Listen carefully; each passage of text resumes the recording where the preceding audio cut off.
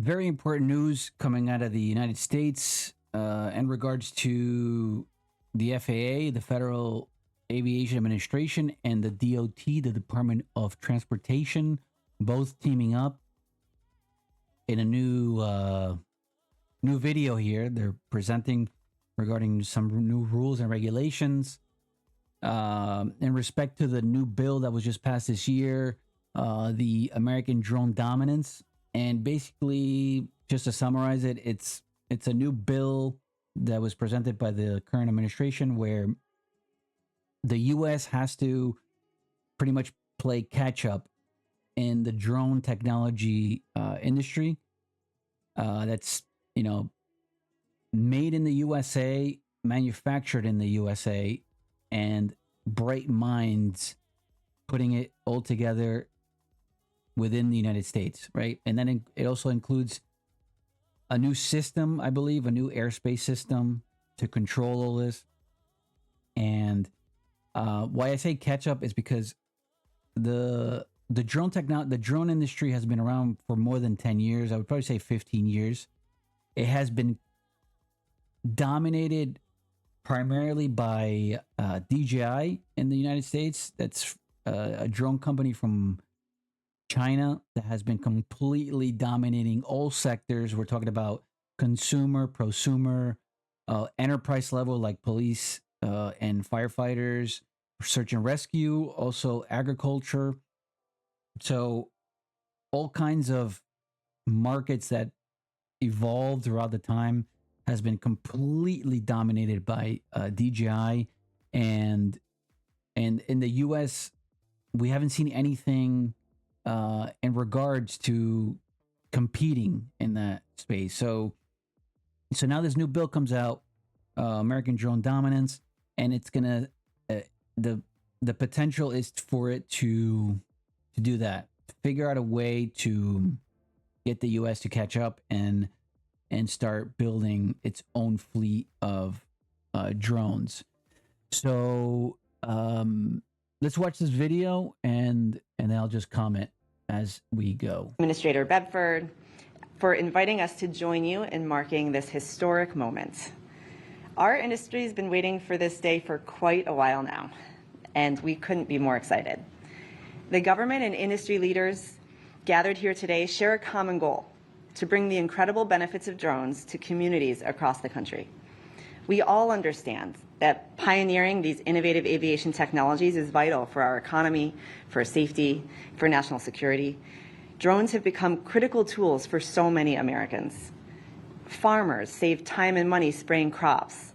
Line workers safely inspect infrastructure. Police departments respond to emergencies more quickly. And patients gain easier access to medicines, all with today's drone technology. This industry is creating jobs and spurring economic growth for this country. Yet while the technology has rapidly advanced over the last decade, our regulatory framework in the United States has failed to keep pace. Drone operators must navigate a labyrinth of ill-suited regulations designed for crewed aircraft, placing an artificial ceiling on innovation and hampering progress. In the meantime, we've seen our global peers and adversaries surge ahead in the deployment of commercial drone technology. This is a threat to American security and aviation innovation. She's talking about pretty much DJI. DJI is the current dominator worldwide of drone technology. And like I said, it pretty much covered all categories of drones. DJI has completely dominated for years, more than 10 years.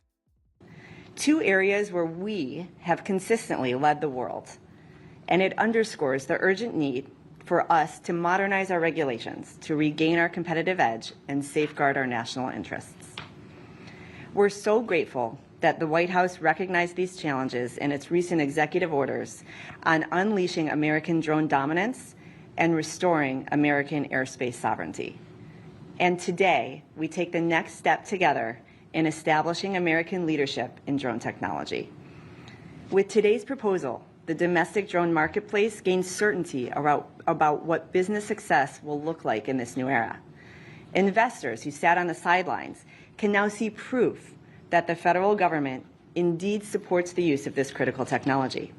and American communities nationwide can start benefiting from the next generation of aviation. The release of this proposal is a long-awaited milestone, but from the industry perspective, our collective work is just beginning. We will be working diligently over the next several weeks, the next 60 days, to provide our perspective and feedback as part of the rulemaking process. Our hope is that the final rule will accelerate the expansion of commercial and public safety drone operations throughout the United States, while enhancing the safety and transparency of the national airspace. Secretary Duffy, the Commercial Drone Alliance appreciates your leadership and prioritization of commercial drone integration efforts. We look forward to working with partners across the federal government and with all relevant stakeholders to restore our global leadership in this game-changing technology. Thank you.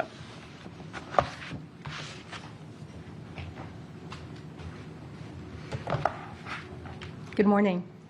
Thank you to the Department of Transportation, FAA, TSA, and the White House for your leadership in delivering today's long-awaited draft rule and the broader effort to unleash American drone dominance. My name is Heather Lee, and on behalf of AUVSI, I want to commend Secretary Sean Duffy, FAA Administrator Brian Bedford, FAA Deputy Administrator Chris Rocheleau, and Acting TSA Administrator Ha McNeil for their decisive work to advance this process. Their focused leadership and grit has been essential in moving this rule forward. Our President and CEO, President Michael Robbins, regrettably couldn't be here today as he is currently serving our nation. There's that DoorDash on the bottom there? There's that delivery drones. DoorDash. Product placement? On Navy Reserve duty. But he joins me in applauding this major step forward for our industry and for American global leadership.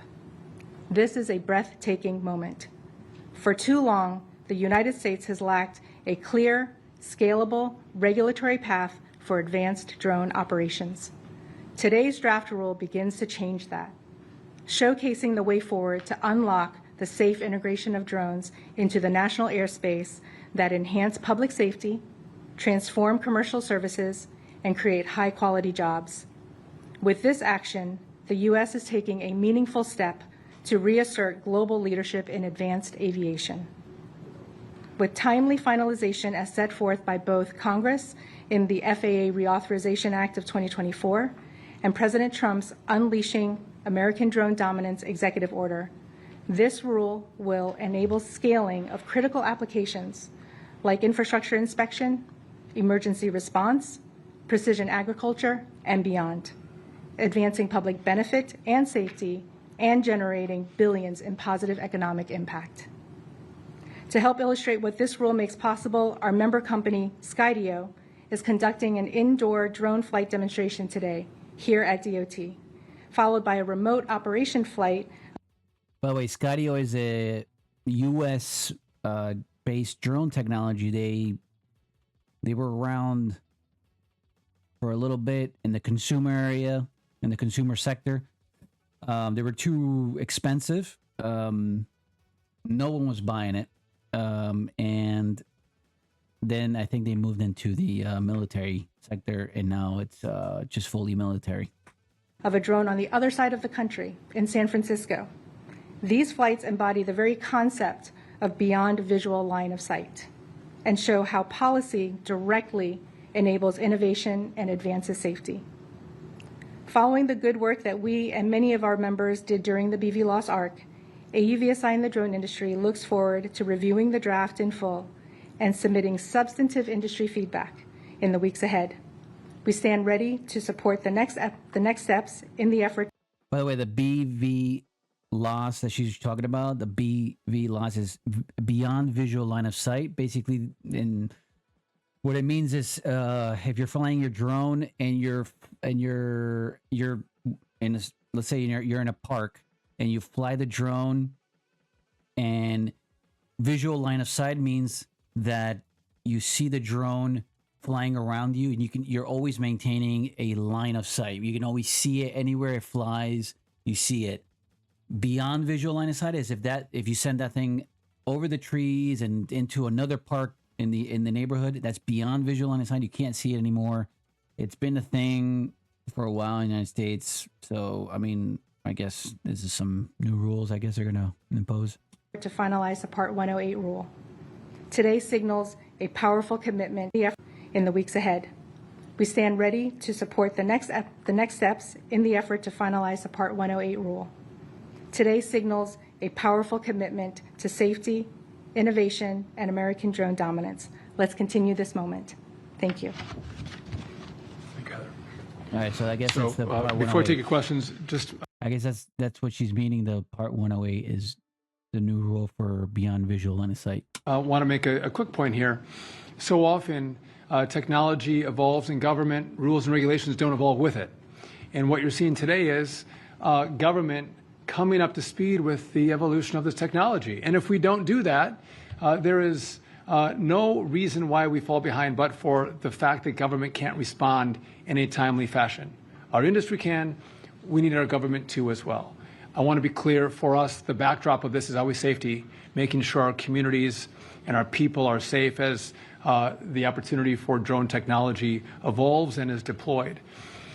I couldn't stand here and talk about drones in the airspace without talking about air traffic control, how important the modernization effort that's underway right now is to making sure that drones can be deployed, eVTOLs can be deployed.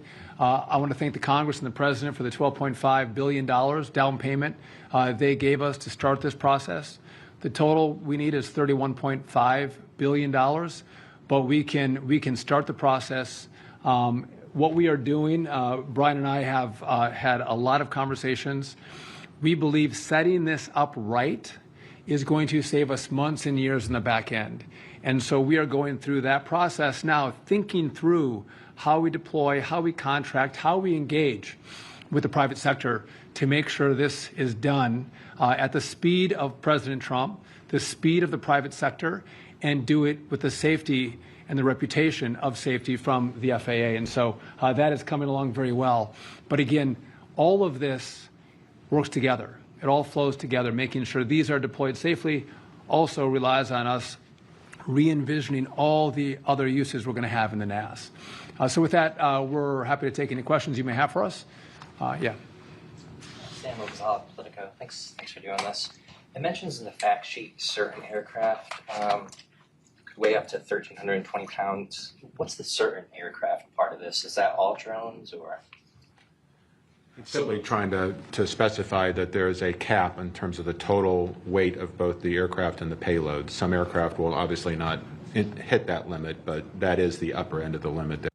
By the looks of the setup here, the whole stage where they're speaking, there's a lot of drone delivery focused drone technology. So what I see when they zoomed out and you saw the table on the left and on the right, there's a lot of very specific drone delivery sector technology here. So just to, I don't know, keep that in mind maybe.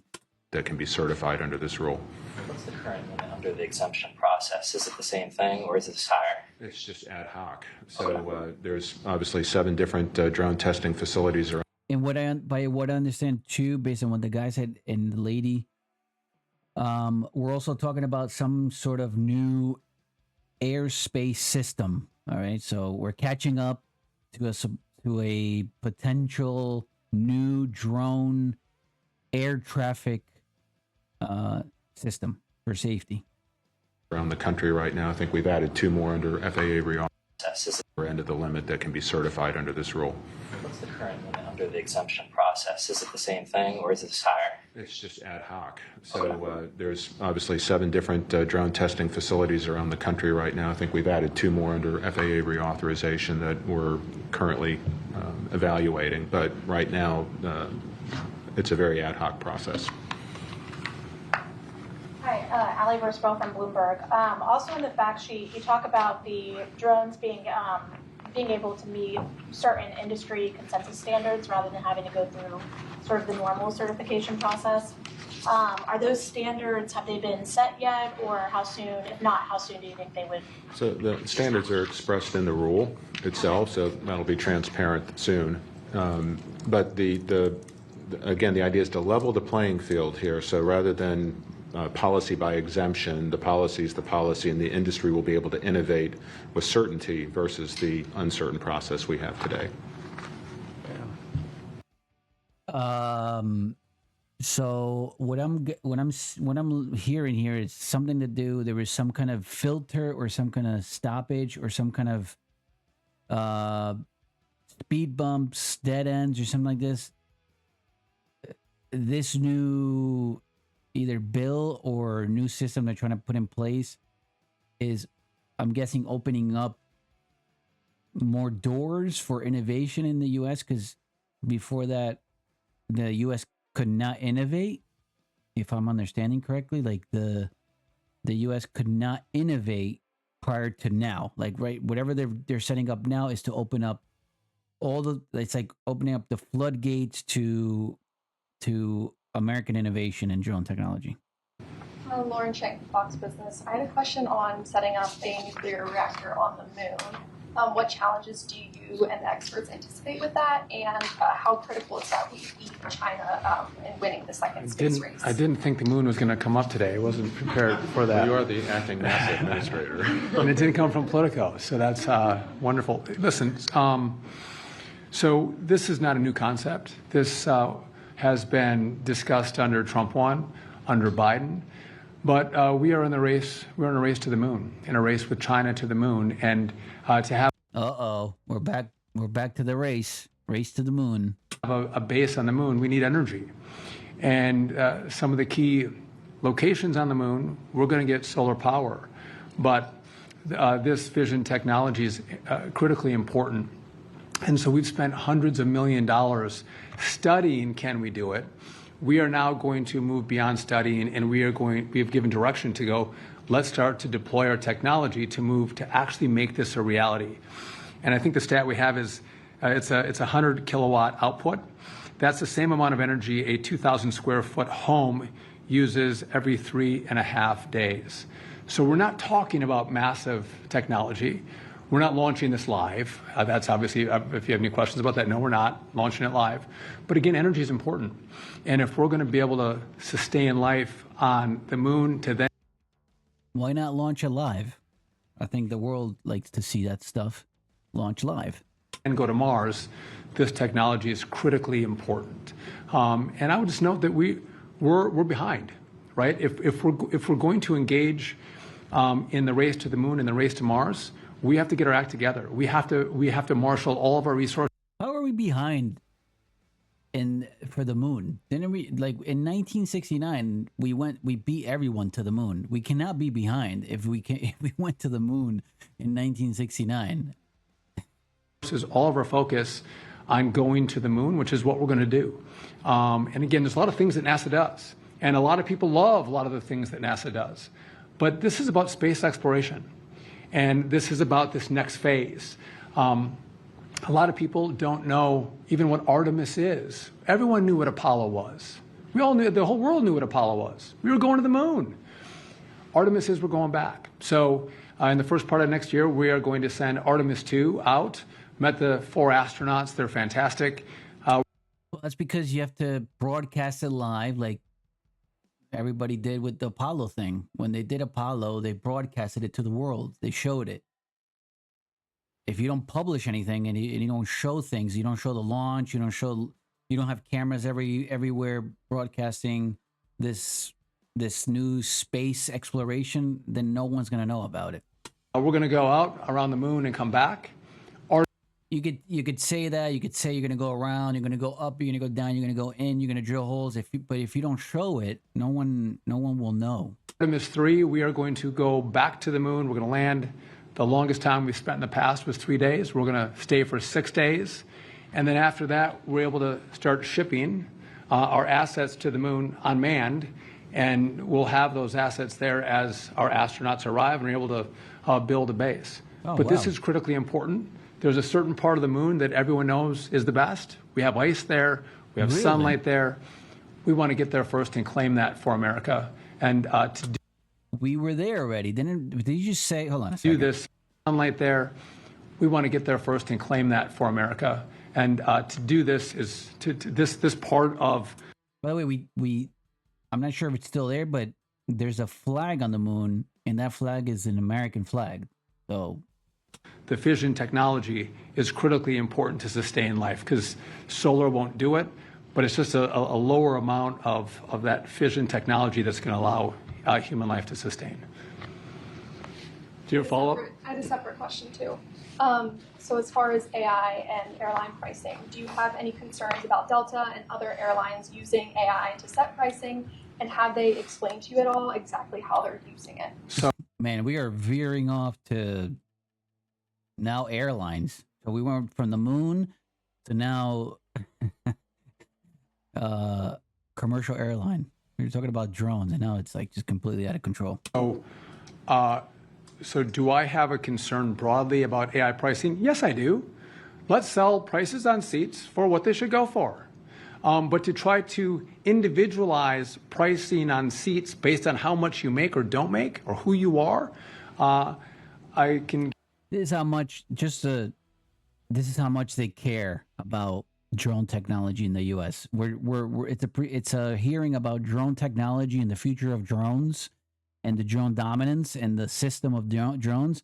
And so far, we are talking about from questions about the moon, going back to the moon and the race to the moon, and now we're talking about commercial airline prices. I guarantee you that we will investigate if anyone does that. Now, the question was about Delta. Delta has clarified that they are not going to do that. I'll take them at face value in their clarification. But we would engage very strongly if any company tries to use AI to individually price their seating.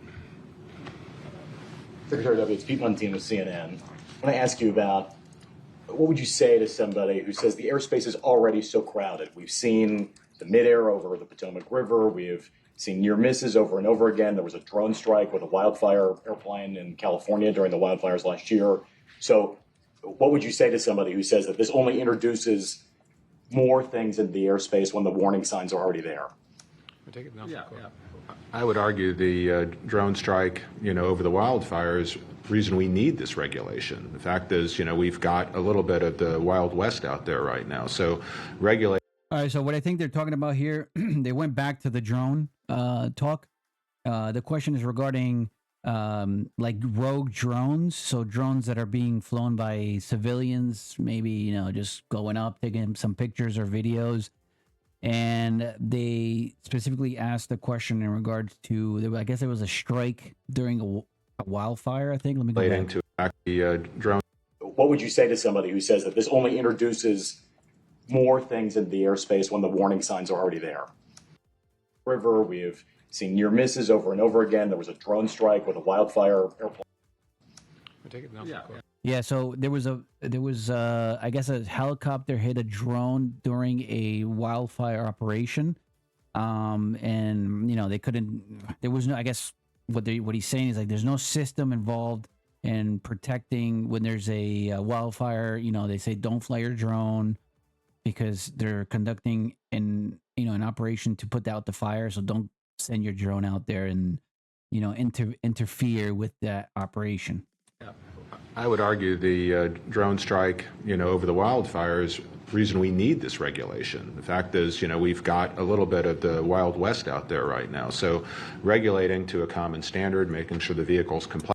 It's not so much the Wild West, like he's saying. The Wild West was about 10 years ago, okay? It's not the Wild West like it was 10 years ago. With our regulations and then surveilling that is a much better place than where we're at today. Not to say the least of which is allowing people to innovate within a set of rules that we can comply with. So I think clearly the regulations that we're talking about will not only enhance the innovation, but it'll enhance safety. So I'm very comfortable with that. As it relates to the airspace, that's why we're modernizing. It's three pillars, right? It's getting the people right, getting our staffing where it needs to be. It's getting the technological equipment back, from being 50 and 60 years old, getting that to where it needs to be today, and then designing the new NAS in a way that will allow the safe introduction of these new and emerging technologies and allow industry to continue to add capacity that clearly consumers want. It's what, 6-7% of GDP. So it's very critical that we get this right, and modernization is going to be the key to doing that. Let me ask just a quick follow-up, because I think a lot of people see drones now in the headlines as tools of war in Ukraine with Russia. How critical is it for us to secure our own large infrastructure, big outdoor events from drones? I know the FAA has been doing a lot of testing, so how critical is it to secure big events? So, and as the rule will allow, there will be no ability to fly drones over large sporting events or media. This has been in place for a long time. Also, I mean, I understand now the negativity with this is like a full circle again. The negativity with the drones being drones for bad was also back in the beginning. They were titled as drones for bad because of the cameras and this and that. Then the industry started evolving, and then drones became drones for good. They were travel companions, and the drones became this this good thing that you could have and take amazing photos and videos. They were also being used for safety purposes, search and rescue. So drones started becoming drones for good, and now drones are back in the drones for bad because of the war that's going on. So the drone is now in the eyes, at least in the U.S., the drones in the eyes of the U.S., the drones are bad because flying a drone means that you can attach something to it and do something bad. And then what he's talking about, the stadiums, and when there's let's say a football game going on, you can't fly your drone over the stadium, obviously. But I know a lot of stadiums in the U.S. have anti-drone technology. I know specific stadiums that do have it, guaranteed. So this technology it's been in place for a long time. So I mean, whatever they're trying to put in now, maybe it's going to be better. But this has been controlled, as per se. Events. Outdoor events from drones. I know the FAA has been doing a lot of testing. So how critical is it to secure big events? So, and as the rule will allow, there will be no ability to fly drones over large sporting events or media events. I mean, so we will cordon off airspace, geotag airspace, so that's maintains unrestricted use of the airspace that we're okay with, and restricted use where we don't want drones flying. So the regulation will. And by the way, this is I know why they brought this up, because DJI was actually they had a huge system in place with all the DJI drones where it was geofencing. Basically, they had installed this layer where whenever you flew the DJI drone, let's say it was a stadium or it was an airport, you were restricted from flying inside that bubble, or like an airport, let's say, or a stadium, and it would block you. And in order to go in, or if you wanted to fly over the stadium or an airport, you had to get permission, like you had to unlock the whole drone. And recently, I think in the beginning of the year, I think in January 2025, they completely eliminated that. And then the US bugged out. I mean, they went, when they saw that, they go, oh no, we have to do something about this. We'll deal with that as well. I will tell you that the drones are happening, and we do have partners in Homeland Security and TSA that are very well aware that bad actors could use drones. Drones have been happening for more than 10 years. Like we've had them for more than 10 years. They're not just happening. In a bad way. And so I can assure you that government's focused on making sure that we get the technology right and we get the security right. So they go hand in glove. And Pete, you've done a good job reporting on the airspace, and we appreciate that. But if we stop our innovation because we don't evolve our rules, and we can do it smartly, we understand the equities, we understand the risks, and we work to mitigate those risks. But if we don't update these rules and we allow our adversaries to evolve this technology, it's very dangerous to deploy someone else's commercial technology into our airspace, and the data that could be gleaned from that is a national security threat. They've been. I like how he waited to how to answer that, because it's been more than a decade that these foreign drones like DJI has been flying. People have been buying DJI drones for more than 10 years. They've been flying these drones in the United States. And if he's talking about data, they've been flying and collecting the data for a long time. I mean, they have more than 10 to 15 years worth of data, video and photography, mapping for agriculture, enterprise level drones. They have mapping. They have so much stuff. So this is not new. This. If anything, this is already done. It's over. In a way, it's peaked. I think it already peaked. And so we want this to be American technology, American innovation. And we can, until we get our new air traffic control system deployed, which is going to make it easier to navigate all of the new uses of the airspace, we keep a keen eye on making sure that we can deploy drones and keep airplanes safe and keep them separated, and make sure that, again, we allow the innovators to innovate. Because you go out 10 years, you can't innovate any longer, and you're going to deploy someone else's So rules first, innovate second. drone technology into the U.S., and that's a huge problem. Do you want to respond to the security question, just like to keep drones from being a tool of terror? Because it just seems to come up more and more now. It does come up, and that's why we work with all of our partners in government. And there's two different components here, right? We have licensing, we have rules around commercial drone use. There's a whole other component, and we've seen how drones have been used as tools of war. And again, because the airplanes have the same capabilities, right? And how do we navigate aircraft? One's for war, one's for commercial aviation. We can do that, and we can do that in this space as well. But again, we have to recognize the new and rising threats that exist, and our partners at the DoD and Homeland are probably better suited to answer those questions specifically. But we have partnered with them as we looked at the commercial side of this and how important this is. Not just for innovators, for our industry, but also to make sure it's American technology.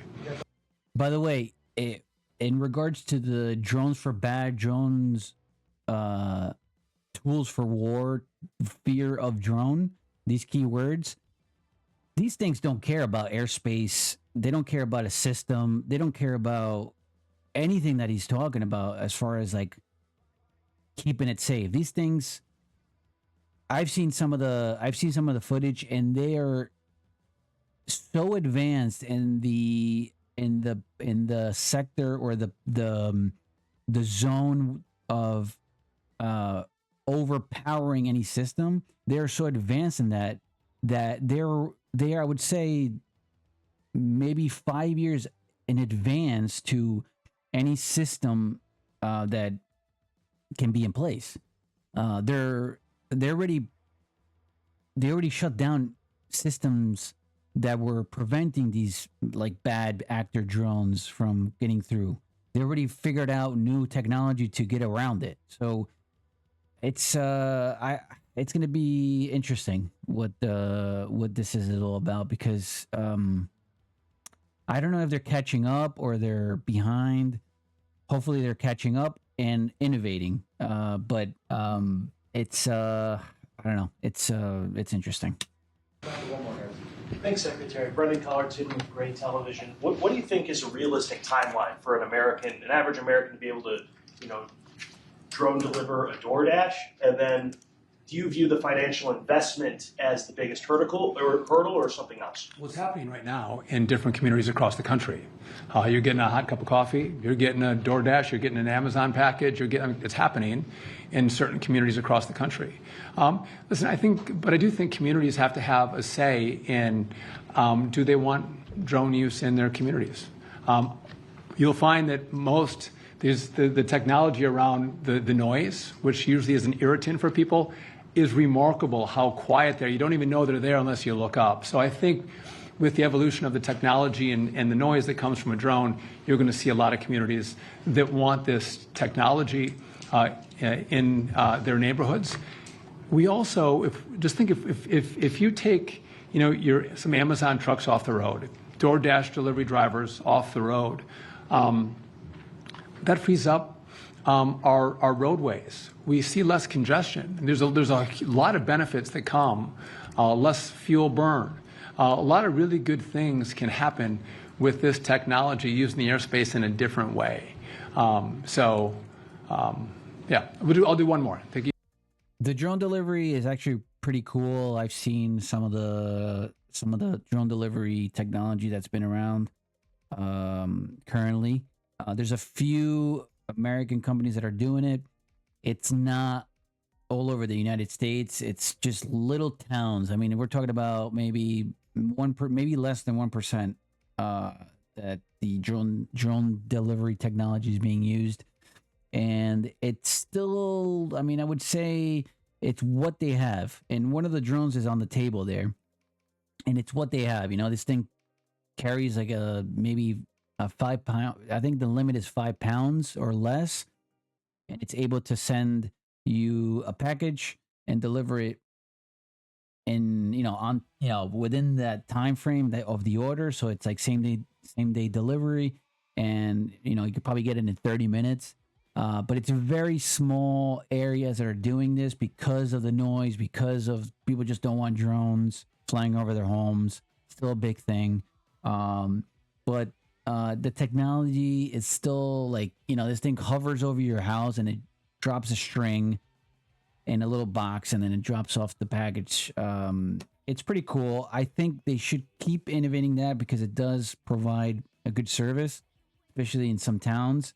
I don't know how it would work in heavy cities like New York City, California, like how it would work for the big cities and how it would work during an area where there's a lot of air traffic, like big airports and all that. So, And then we'll wrap it. Hi, Sarah Ploss with CBS News. I just wanted to ask really quickly about some of the issues and questions there have been. See that drone right there, the yellow one, is a drone delivery.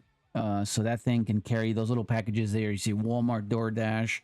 That's what it's delivering it. That's how it's delivering the package. About plane evacuations recently, and I'm wondering if you guys have any concerns with what you've seen. We saw people taking bags down a slide and things like that.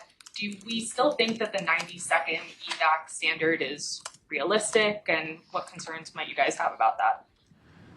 Well, first, we're very happy that there were no injuries or any adverse outcomes for the break fire with the American Airlines aircraft. So I will say we were all disappointed that many of the passengers on board did not respond to the flight attendant's request to evacuate timely. Grabbing bags, it's just wrong. We need to, whether the flight attendants are telling you to keep your seatbelts buckled to avoid turbulence injuries, or whether they're asking you, in these very, very rare occurrences that we have a situation like we saw in Denver, we need to listen to them. They are there for our safety. They're there for all passengers on board safety. We can't have somebody at the front of the line grabbing their overhead bags and keeping people in the back of the airplane from being able to safely evacuate. So we will be doing some education to make sure that it's clear that passengers on board not only have a obligation, but it's the right thing to do for everybody on board is to listen to the flight attendants and obey their instructions. Just if I'll double down on that. Again, everyone got off safely here, but I know Brian was incredibly disturbed, as was I. People grabbing their bags in a different situation, in a different environment. Grabbing your bag could cost someone their life, and so again, your belongings in your carry-on bag aren't worth it. Leave it, get off the plane, and make sure everyone behind you can get off as well. Critically important. But also on the seatbelt front, again, maybe I'm a nerd. I don't think so. But unless I get up to go to the bathroom, I keep my seatbelt buckle when I fly, because you never know what's going to happen. And by the way, they're comfortable. I don't even know what happened on. I think we just have to double down on safety rules on our aircraft and make sure people pay attention. And again, you never know what could come. And again, you're responsible for your safety. Those flying with you, whether they're kids, but also everyone who might line up behind you. So again, leave your bags behind, keep your seatbelt buckled, and let's all fly safely. But the rules are in place for a reason, And again, I think we should all make sure that we follow them, because the consequence could be much different than the American airline will fire. So with that, listen, thank you all for coming out. We appreciate it. And we're still morning, so all have a good morning. Thank you.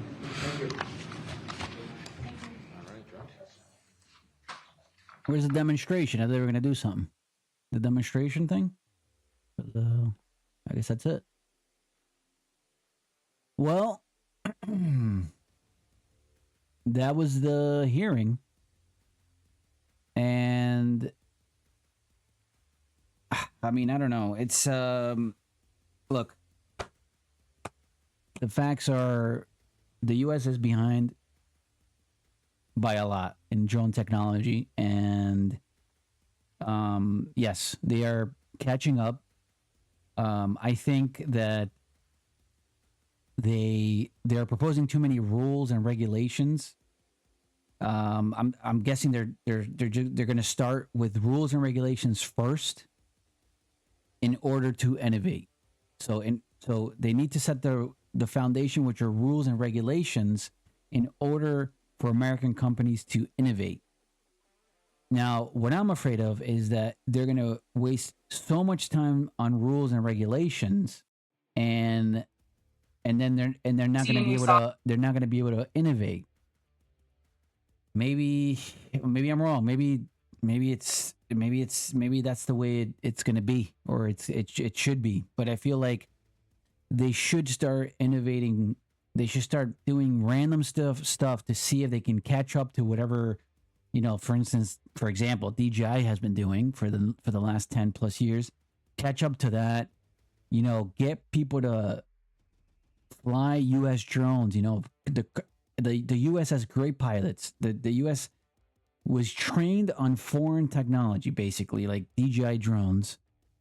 And now I feel like they're starting to take away that technology, and these pilots are going to be left with nothing. So it's almost like reach out to current pilots and offer them this new innovative drone technology from the U.S. Get them to fly, or test them, test and break it and do all kinds of things, and then start making, I guess, the rules and regulations to see where you really need rules and regulations. Because if you have drones that can I don't know, in the next 10 years fly by themselves, then you don't need that many rules, because if it's all autonomous, or if you have technologies that you can eliminate a lot of the stuff that we're talking about now, or we talked about in the last 10 years, then I don't know if you really need a lot of rules and regulations. So I don't know. It is what it is. That's what we have. And that's what we're moving forward with. So thoughts below.